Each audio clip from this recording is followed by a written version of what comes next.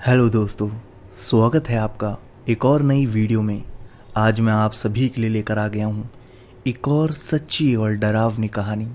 तो हेडफोन्स लगाइए और इस कहानी को अपनी आंखों के सामने इमेजिन करके सुनिएगा। यह कहानी एक गरीब परिवार की है जिसमें मुकेश और उसकी बीवी बबीता साथ में रहते थे। मुकेश एक खुश मिजाज का आदमी था। उसके घुंघराले बाल, लंबा सा कद, शरीर से पतला सा और चेहरे पर हर वक्त मुस्कुराहट और रंग गोरा, आंखें काली और मजाकिया मिजाज था उसका। मुकेश की पत्नी बबीता, जो स्वभाव में बहुत ही बड़ी लालची और हमेशा दुखी रहने वाली औरत थी, जो दिखने में बहुत ही ज़्यादा सुंदर, जो बात बात पर नाराज हो जाए और दुनिया भर के नखरे थे उसके। मुकेश उसे देखकर थोड़ा दुखी हो जाता था क्योंकि वह बात बात पर मुकेश को गरीबी के कारण काफ़ी ताने सुना दिया करती थी, मगर मुकेश उसे हंसी पर ले जाता था। वह बहुत कोशिश कर रहा था कि वह उसकी सारी ख्वाहिशें पूरी कर सके। वह दिन में भी काम करता था और कभी कभी नाइट भी लगा कर आता था, जिससे पैसों की कोई कमी ना हो और उसकी सारी मांगों को वह पूरी कर सके। मगर बबीता को तो वह सब कुछ भी दिखाई नहीं दे रहा था, बस उसको अपनी फरमाइश दिखाई दे रही थी। बबीता हमेशा से यही चाहती थी कि उसका पति बहुत अमीर आदमी हो, जो उसे बड़ी सी गाड़ी में घुमाए, बड़े से मॉल में शॉपिंग करवाए और त्योहारों पर नए नए कपड़े दिलवाए। मगर ऐसा था नहीं। सपने सच होना इस जन्म में तो लग ही नहीं रहा था, इसलिए उसने उसी में समझौता करना सीख लिया था। मगर मुकेश ने उसकी ज़रूरतों का हमेशा से ख्याल रखा। ना चाहते हुए भी बबीता को खुश रहना पड़ता था, जो केवल दिखावटी था। बबीता ने एक फरमाइश रखी, बोली कि आप मुझे एक मोबाइल दिला सकते हैं। मुकेश ने कहा, कोशिश करूंगा, मैं काफ़ी टाइम से पैसे जोड़ रहा हूं, जिससे शायद मोबाइल तो आ ही जाएगा, देखता हूं, कहीं मिल जाए कम दाम पर तो अरेंज करता हूं। यह शब्द सुनकर बबीता खुशी के मारे नाचने लगी। वह हमेशा से एक मोबाइल चाहती थी और वह शायद आज पूरा होने वाला था। मुकेश को बबीता के चेहरे पर इतनी खुशी देखकर उसे भी बहुत खुशी हो रही थी। पहली बार बबीता इतनी खुश थी और वह ऑफिस के लिए तुरंत निकल गया। ऑफिस जाते समय पूरे रास्ते में वह यही सोचता रहा, मैंने कह तो दिया है, मगर होगा कैसे? एक नया मोबाइल कैसे करूंगा मैं अरेंज? पहले से ही इनकम इतनी नहीं है, घर का गुजारा करने में ही बड़ी प्रॉब्लम होती है और ऊपर से एक नया मोबाइल, क्या करूं? चलो अभी काम पर जाता हूं। ऑफिस से शाम के वक्त आते हुए उसने एक दुकान देखी जिस पर काफ़ी पुराने सामान रखे हुए थे। उसने सोचा, क्यों ना मैं इस पर देखूं क्या सामान रखता है ये। हिम्मत करके वह दुकान में घुस तो गया था, क्योंकि उसे डर था अगर मैंने कुछ नहीं लिया तो दुकानदार मुझे बहुत सुनाएगा। दुकान में वह घुसते ही उसने सबसे पहले चारों तरफ देखा कि किस प्रकार के सामान हैं यहाँ पर। उसने देखा कि वहाँ पर काफ़ी अच्छी चीज़ें भी रखी हुई थी। वहाँ पर उसने एक मोबाइल देखा। मुकेश ने पूछ ही लिया दुकानदार से, क्या यह चलता है? दुकानदार ने कहा, जी हाँ, यहाँ पर जितनी भी चीज़ें रखी हुई हैं वह सब चलती हैं। पुरानी होने की वजह से लोग यहाँ पर बेच देते हैं, क्योंकि उनको नया जो लेना होता है। मुकेश के दिमाग में मोबाइल का रेट पूछने का विचार आया और उसने आखिर पूछ ही लिया, कितने में बेचोगे? दुकानदार ने कहा, वैसे इसकी कीमत तो बहुत ज़्यादा है और आप मेरे दुकान पर पहली बार आए हुए हो, तो मैं आपको निराश तो नहीं करूँगा और कम दाम पर दूंगा, सिर्फ 5,000 रुपये में। मुकेश ने बोला, ठीक है, मुझे यह चाहिए, मगर आज नहीं, कल लेकर आऊँगा पैसे।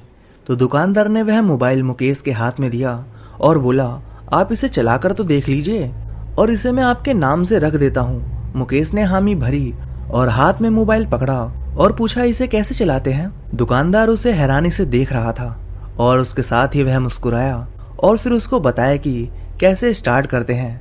यहाँ से स्विच ऑन करते हैं और यहाँ से स्वाइप अप करके फ़ोन को अनलॉक करते हैं। दुकानदार ने मुकेश को सब कुछ बता दिया था मोबाइल के बारे में। पहली बार उसके हाथ में मोबाइल आया था। उसने दुकानदार को पकड़ाते हुए कहा, इसको रख दीजिए, मैं कल जरूर आऊँगा। दुकानदार ने मोबाइल को रख लिया और थैंक यू बोलकर मुकेश वहाँ से खुश होकर अपने घर की ओर निकल गया और घर जाकर उसने यह खुशखबरी बबीता को बताई। बबीता यह जानकर बहुत ही ज़्यादा खुश हुई और इसी खुशी में डिनर में उसने कुछ अच्छा बनाया। मुकेश उसकी खुशी देखकर खुश हो रहा था और उन दोनों ने आज जैसे तैसे रात बिताई, मगर बबीता को तो नींद ही नहीं आ रही थी। सुबह होने का इंतजार जो कर रही थी, उसने रात भर में कितने ही सपने देख लिए थे। फ़ोन लूँगी, मैं यह करूँगी, मैं फ़ोटो लूँगी, मैं वीडियो भी बनाऊँगी और वगैरह वगैरह, ना जाने वह क्या क्या सोचने लगी। सुबह होने को आई, बबीता ने एक अच्छा सा नाश्ता बनाया। मुकेश उसके चेहरे को ही देख रहा था। एक अच्छी सी चमक थी उसके चेहरे पर और उसकी खुशी को देखकर मुकेश भी खुश हो गया। और उसी पर मुकेश ने एक मजाक बनाया, अरे कहीं ऐसा ना हो कि दुकानदार किसी और को ना बेच दे, सारी खुशी रह जाएगी तुम्हारी।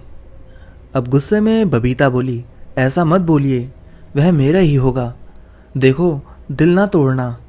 मुकेश मुस्कुराते हुए बोला, आखिर मेरी एक ही तो बेगम है, क्या यह हो सकता है? हाँ हो सकता है, अगर आप नहीं जाओगे तो कौन जाएगा?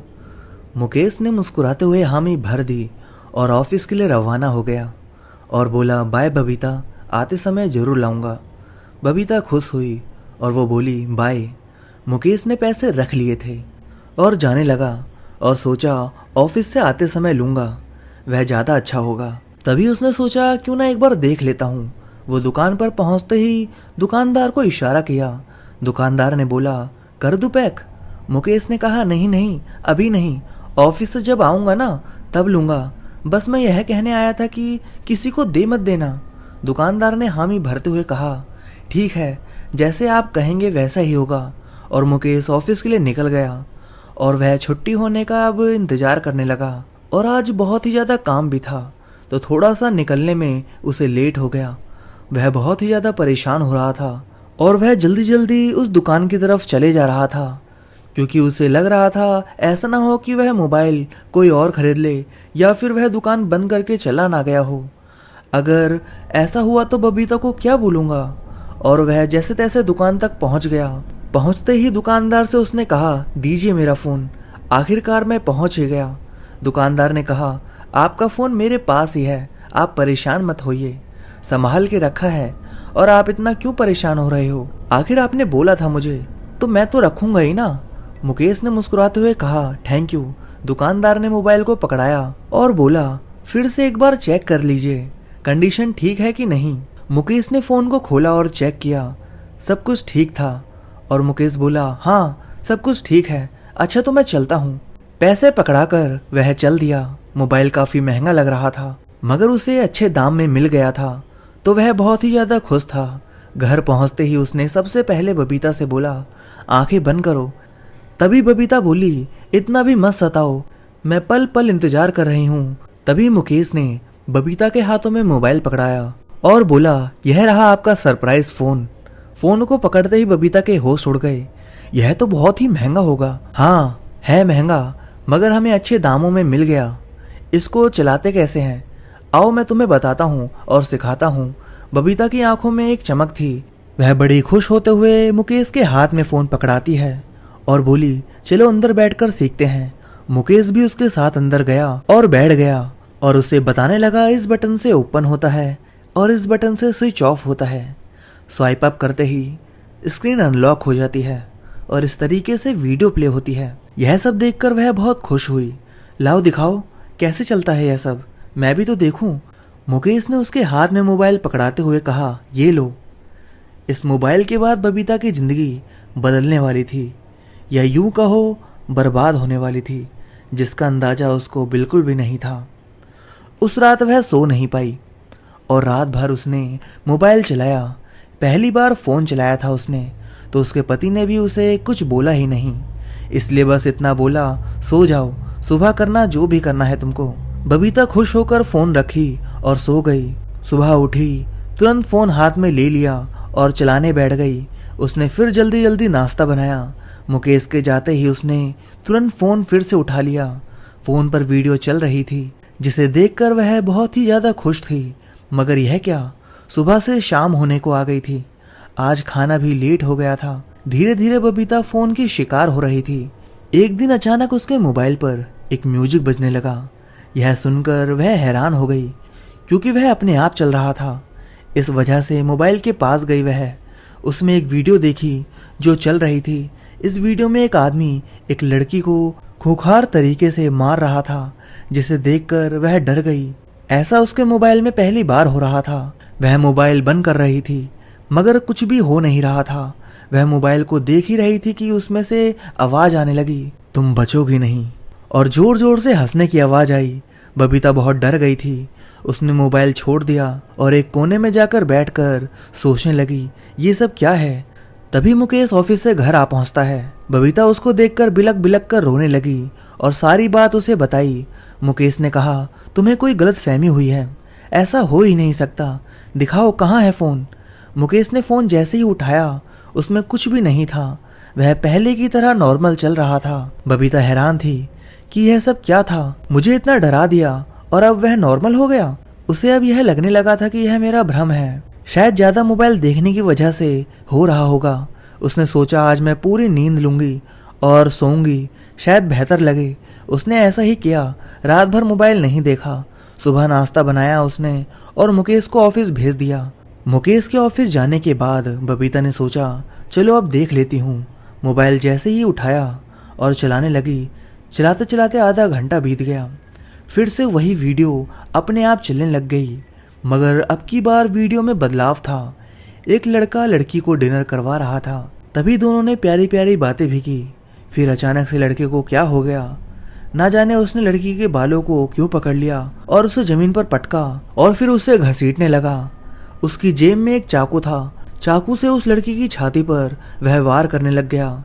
लड़की चिल्ला रही थी, वह लहूलुहान हो गई थी। लड़के को जरा से भी दया नहीं आ रही थी। उस लड़की को मारने के बाद उसने बबीता की तरफ देखते हुए कहा, बबीता तू भी नहीं बचेगी, और वह जोर जोर से हंसने लगा। बबीता अब की बार और भी ज्यादा डर गई थी। अब उसे विश्वास हो गया था कि वीडियो वास्तव में है। उसने फोन को दूसरी ओर फेंक दिया और वह कांपने लगी।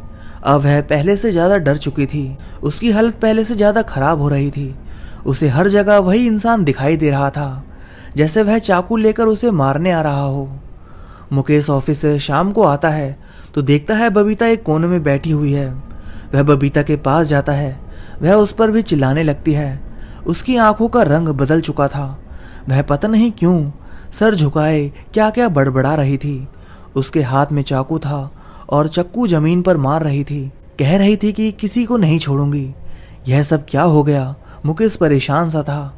उसे कुछ भी समझ नहीं आ रहा था कि वह क्या करे। जब वह बबीता को आवाज देता तो वह चिल्लाने लगती और बोलती, मैं बबीता नहीं हूं, मैं किसी को नहीं छोड़ूंगी, मैं सबको मार दूंगी। यह शब्द मुकेश सुनता है तो वह शौक में पड़ जाता है कि यह सब क्या कह रही है। मुकेश बबीता को छूने ही जाता है कि वह चाकू से मुकेश के हाथ पर वार कर देती है। मुकेश डर जाता है। उसे लगता है कुछ तो गड़बड़ है। वह तुरंत कमरे को बंद करता है और वहां से फोन उठाता है और दुकानदार के पास जाता है। दुकानदार को सारी बात बताता है। दुकानदार इन सब बातों से अनजान था। उसे भी जब पता चला तो वह भी हैरान हो गया। उसने कहा, भाई साहब मुझे इस फोन के बारे में ज्यादा नहीं पता। मुझे किसी ने इसे बेचा था और उसके बदले वह घड़ी ले गया था। मुकेश ने उस व्यक्ति का एड्रेस मांगा। दुकानदार ने एड्रेस दिया। मुकेश वहां से वापस घर पहुंचा। बबीता की हालत और बिगड़ रही थी। उसके हाथ से चाकू लेना बहुत जरूरी था। मुकेश ने बहुत ही मुश्किल से चाकू लिया। वो अपने आप को नुकसान पहुंचा सकती थी, ऐसा मुकेश को लग रहा था। उसने तुरंत डॉक्टर को कॉल किया। डॉक्टर आए, उसका चेकअप किया और उसे नींद का इंजेक्शन लगाया। इंजेक्शन लगाने के बाद वह काफी टाइम तक सो गई। डॉक्टर ने कहा, यह सब थकावट की वजह से हो रहा है, सुबह तक ठीक हो जाएगी। मगर मुकेश सो नहीं पाया। वह रात भर बस बबीता को देखता रहा। बबीता का शरीर काला पड़ रहा था। उसके चेहरे की चमक खत्म हो गई थी। वह बहुत डर गया था। उसकी ऐसी हालत को देखकर उसने यह निर्णय लिया कि वह उस मोबाइल वाले के एड्रेस पर कल जाएगा और पता करेगा कि ऐसा क्या है इस मोबाइल में। अब बस उसे इंतजार था सुबह का। सुबह होते ही वह मोबाइल वाले के पते पर पहुंच गया। घर काफी बड़ा था। उसमें बाहर एक चौकीदार भी था, जिससे मुकेश ने वह पता कंफर्म करवाया। चौकीदार ने कहा, हाँ यही है एड्रेस वाला घर। मुकेश घर के अंदर गया। वहां पर एक बुजुर्ग चेयर पर बैठा था। मैंने उनसे पूछा, क्या यह मोबाइल आपने बेचा था? बुजुर्ग ने मेरी तरफ देखा और पूछने लगा, तुम कौन हो और यहाँ पर क्या कर रहे हो?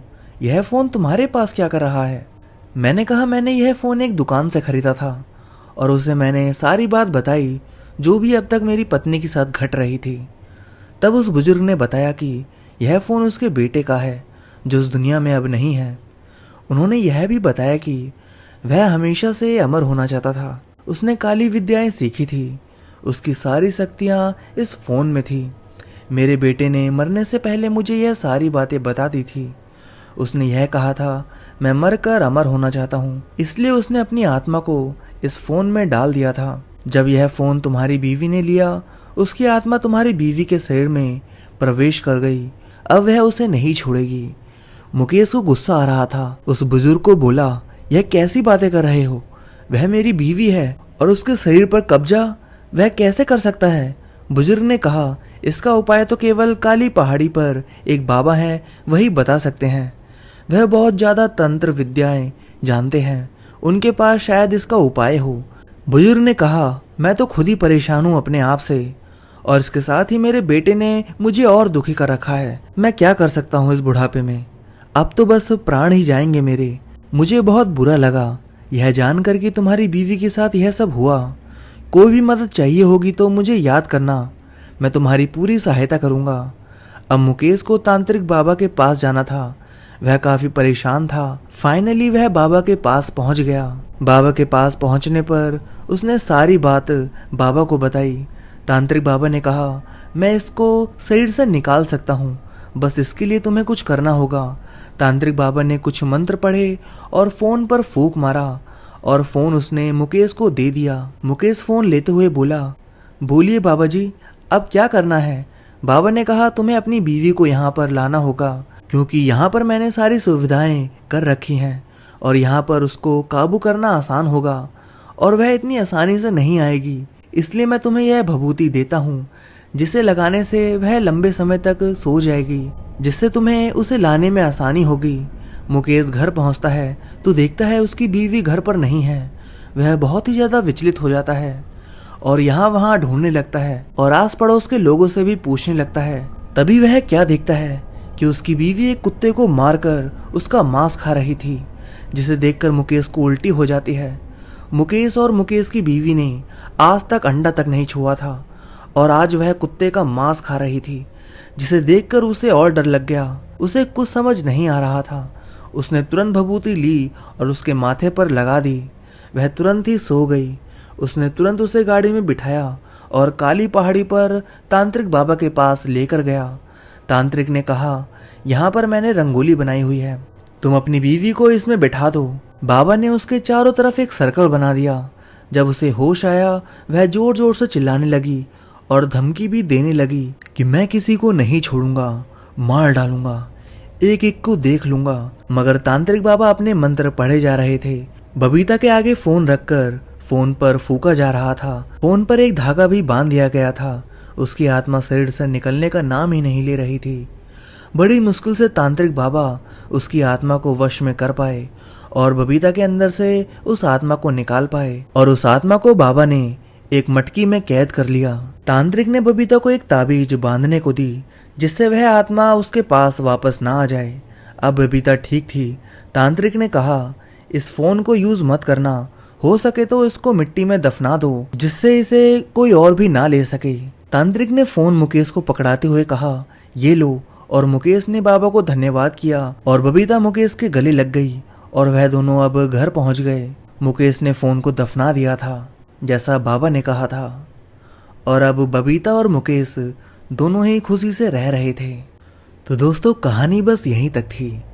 आपको कहानी कैसी लगी कमेंट करके जरूर बताइएगा और इस वीडियो को लाइक कर दीजिए। तो बिना समय बर्बाद किए आज की दूसरी कहानी सुनते हैं। दरोगा साहब, एक शिकायत लिखवानी है। हमारी नई नवेली बहू घर से गायब हुई है। पुलिस स्टेशन में हाथ जोड़ते हुए राम प्रसाद यादव दरोगा से कह रहे थे, आप वहां जाकर अपनी कंप्लेंट दर्ज कीजिए। कांस्टेबल विनोद की तरफ इशारा करते हुए दरोगा ने कहा और वहां से चले गए। बताइए, क्या शिकायत है आपकी? कांस्टेबल विनोद ने राम प्रसाद यादव से कहा। जी, वो हमारी नई बहू संगीता, वो घर से गायब है। राम प्रसाद ने रोती सूरत से बताया। कितने वक्त से गायब है आपकी बहू? अगर 24 घंटे हुए हों तभी आपकी कंप्लेंट दर्ज की जाएगी। कांस्टेबल विनोद ने राम प्रसाद यादव की शिकायत सुनकर जानकारी दी। जी, तकरीबन 24 घंटे हो चुके हैं। कल सुबह वो घर से बाहर मंदिर जाने के लिए निकली थी, फिर वापस लौटी ही नहीं, राम प्रसाद ने विस्तार पूर्वक कहा। जी ठीक है, हमने आपकी कंप्लेंट लिखवा दी है। आगे की जांच पड़ताल हम लोग जल्द शुरू कर देंगे। फिलहाल आप यहाँ से जाइए। कांस्टेबल विनोद ने कुछ इंक्वायरी करने के बाद राम प्रसाद यादव को दिलासा देते हुए कहा। राम प्रसाद यादव अपनी शिकायत दर्ज कराने के बाद पुलिस स्टेशन से बाहर निकले और अपने आंसू पोंछकर अलग ढंग से मुस्कुराने लगे। इधर कांस्टेबल विनोद और उनकी टीम ने आगे की जांच पड़ताल शुरू कर दी। लगातार 5 दिन उन्होंने संगीता का पता लगाने की कोशिश की, मगर उनके हाथ कुछ नहीं लगा। आखिर में संगीता की खोज करना पुलिस ने बंद कर दिया और नए केस पर काम शुरू कर दिया। इसी बीच कांस्टेबल विनोद को एक औरत मिली जिसने अपना चेहरा अपने पल्लू से छिपा रखा था। उसने संगीता की गुमशुदगी को नया मोड़ दे दिया। उसने कुछ ऐसा बताया जिसे सुनकर एक पल के लिए कांस्टेबल विनोद को यकीन ही नहीं हुआ। उसने अपने सीनियर अफसरों से बात करके इस बारे में जानकारी देने की कोशिश की, मगर उसकी बात किसी ने नहीं सुनी। सबका मानना यह था कि आजकल कांस्टेबल विनोद मनगढ़ंत कहानियां सुनाकर सबको भटका रहे हैं। वो औरत कांस्टेबल विनोद से रोज मिलती थी और संगीता का अपहरण नहीं, मर्डर हुआ है ऐसा कहती थी। मगर ये सब सुनकर भी कांस्टेबल विनोद अकेला कुछ नहीं कर पाया। आखिर एक दिन उसने इस बारे में खुद ही खोज करने का निर्णय लिया और उसकी इस खोज में मैं आपका साथ दूंगी ऐसा वादा उस औरत ने किया। उसने बताया कि राम प्रसाद यादव और उसके घर वाले अपनी नई बहू से दहेज की मांग किया करते थे और जब वो अपने मायके से दहेज नहीं ला पाई तो उन्होंने उसे जिंदा जला दिया। अब कांस्टेबल विनोद उस औरत के कहे अनुसार आगे की खोज कर रहे थे। उन्होंने चुपके से राम प्रसाद यादव के परिवार वालों पर नजर रखना शुरू कर दिया। एक दिन घर के सभी लोग किसी कारण किसी दूसरे गांव गए हुए थे। मौका पाकर कांस्टेबल विनोद और वह औरत राम प्रसाद यादव के घर में घुस गए। उन दोनों ने घर की तलाशी ली, मगर इसमें उनके हाथ कुछ नहीं लगा। फिर वे दोनों राम प्रसाद यादव के बगीचे में चले गए। उस औरत ने कांस्टेबल विनोद को एक जगह दिखाते हुए कहा, आपको आपका सबूत यहाँ मिल जाएगा। मैंने यहाँ के लोगों को कई बार इस जगह पर देखा है और मुझे पूरा यकीन है कि आपको यहाँ पर पक्का सबूत मिल जाएगा। कांस्टेबल विनोद ने उस औरत की बात सुनकर वहाँ पर सबूत ढूंढने की कोशिश की। एक जगह पर उन्हें गीली मिट्टी मिली, जबकि वहाँ पर कोई पेड़ पौधा नहीं था। उन्हें शक हुआ। वहाँ की जमीन खोदने पर कांस्टेबल विनोद को उसमें कंकाल हाथ लगा। सबूत हाथ लगते ही कांस्टेबल विनोद इस बात को उस औरत को बताना चाहता था, मगर उसे उसके आसपास कोई नहीं मिला। उसके बाद कांस्टेबल विनोद ने अपने सीनियर अफसरों के सामने सबूत पेश किया। अब उसकी बात पर सबको यकीन हुआ और फिर संगीता के केस की तह तक जाकर कांस्टेबल विनोद और उसकी टीम ने मिलकर सच्चाई का पता लगाया। उस कंकाल को फॉरेंसिक में भेजा गया, टेस्ट करवाए गए और आखिर राम प्रसाद ही संगीता का कातिल है, इस बात पर फैसला हुआ। राम प्रसाद यादव को अपना गुनाह कबूल करना ही पड़ा। उसके साथ साथ उसके घर वाले भी जेल की सलाखों के पीछे थे। इस केस को किसी की मदद के बिना अच्छे से सुलझाने की वजह से कांस्टेबल विनोद का भी प्रमोशन हुआ। इस बात के लिए वह उस औरत को धन्यवाद देना चाहता था जिसने उसकी मदद की थी, मगर उसका चेहरा हमेशा ढका हुआ ही रहता था। इस वजह से वो उसे ढूंढ ही नहीं पाया। काश कि वो औरत मुझे मिल पाती तो मैं उसका ठीक से धन्यवाद कर पाता। बैठे बैठे विनोद ऐसा सोच ही रहा था कि अचानक एक बिजली कड़की और उसी तेज रोशनी में एक आकृति दिखाई दी।